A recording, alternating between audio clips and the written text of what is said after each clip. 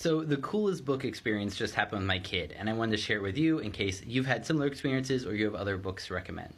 Because we've been reading through the Enchanted Forest Chronicles, dealing with dragons, searching for dragons, calling on dragons, and talking to dragons. And these are just wonderful books. They have strong female leads, fractured fairy tales, which were really educational. She didn't know some of the fairy tales before. She's almost 5, so she's a decent grasp on the fairy tales through what we've been going through. But this was a great way to learn them too. And of course, there's a big emphasis on politeness and the importance of politeness in adventures, which I think is always an important lesson. If you don't know what being is, be very polite to it until it starts being impolite to you.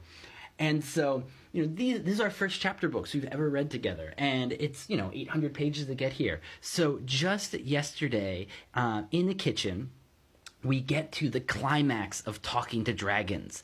Daystar gets the castle with the sword, and not to give anything away, he figures out why he gets there, and he does it. He does the thing that he came here to do and finds himself and solves it.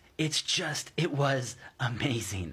And I started crying. She got all emotional. We had this big hug in the middle that we had gone through all of these stories to get to this point.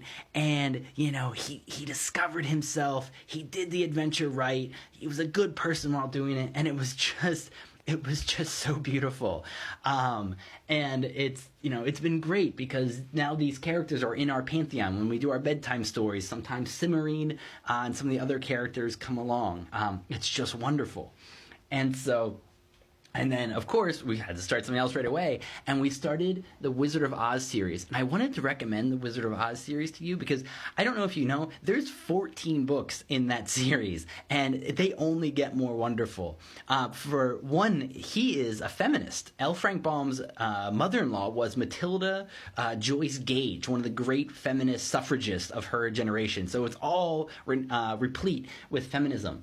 Also, it's actually an anti-capitalist book. So the Emerald City, the thing about the Emerald City, it's made out of cut glass. The wizard makes you wear green glasses so it looks like it's beautiful emeralds, but it's just a bunch of cheap glass. It's just one of his tricks, just like capitalism is basically a trick.